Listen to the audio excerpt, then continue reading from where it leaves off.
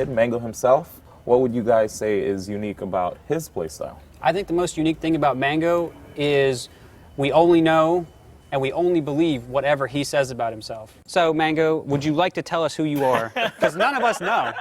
Let's go. I'm the sickest melee player to ever touch a controller, without a doubt. And I might not be the most optimal, the smartest, but when I get going, it's a sight. It's poetry. It's beautiful. I'm just a hit or miss. Like my playstyle is very like I rely heavily on reactions, reads, and like just trusting that this dumb option that I'm doing is gonna work. Would you say like this year you feel like there's a fire in you that's burning brighter, stronger than last year, where there were a couple placings where we don't need to talk about last year's bad. But last year there was a couple moments. Yeah. I like the pressure. Like I always feel like I have a pressure that none of these guys deal with. Is like being Mango. I have the fan base, like the biggest fan base, and it's like when I lose, more people are let down. It's like when I lose, it's rough. Wait, how many subs do you have? Right now I have about 2,600. 2,600 people are let down. That's minimum. People. Minimum. I stream every day. So like if I lose a tournament, which happened all the time last year, I have to go home and deal with it while I'm streaming for like a week or two. I'm very like not humble sometimes and cocky. So like I bring some of it upon myself. I get that, so it's like I can't be too mad. It's like it'd be like Leffen crying about the hate he gets. So for Pound 3, just to touch on it, who sent you to losers? Silent Wolf. Because Pound 3, we had to like move venues. You remember that? We were like at a venue and we got kicked out. We had to go to like some dungy basement somewhere on campus. And I had a flight at like 6 a.m. and I was in high school. And I told my mom I would go to school the next day if I went. So I had to like make my flight. My flight was at like 4 a.m., 5 a.m. or something. And it was like midnight or something. I'm like, I can't make my flight. I want to go. It was like such an exhausting weekend.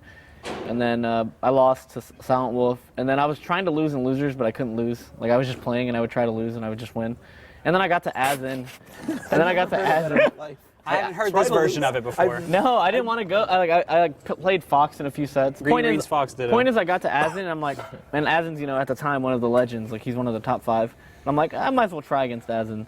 So up until that point, I didn't care, and then I beat Asin, and then it just kept going and going. Then I started beating all the East Coast guys. I was like, oh. And then I, accidentally won, and I was like, oh, cool.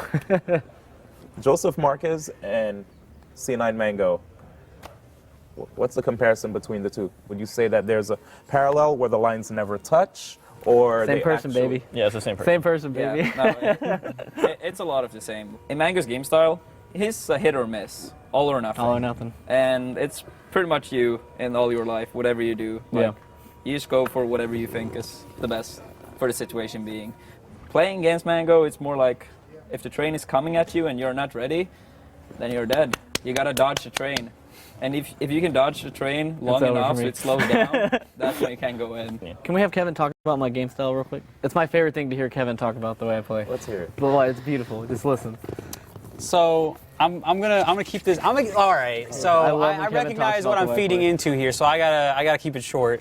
But I will say it feels like it's like a needle, and he's trying to find a way to stick you in your brain, and you have to find a way to keep stopping it. And if you stop him, he just redirects and tries to find another way. So he's always trying to make you make a decision like that. And when you see him act like as a person, he's always. I mean, I was telling Armada earlier how he's so good at getting a reaction out of you as a person, because he's always, he's in your face. He's got something funny to say. He loves to tell you about how many subs he has, whatever it is. See, look, it's funny. It is funny, and he's really good at delivering it. And it's the same type of thing in the game. He's good at getting a reaction out of you. He's good at saying, well, if I do this, I know that you like to, have this type of response. I know kind of what makes people afraid, what makes them angry, what, everything like that. And so he's playing much more of a psychological game. He wants to get the crowd involved. He wants people to be talking about it. He wants there to almost be like an effect beyond the game where people come home, and even if he loses, he says, yo, did you see that sick thing Mango did? Yeah, you can definitely say he's that kind of player that speaks to the viewer's heart.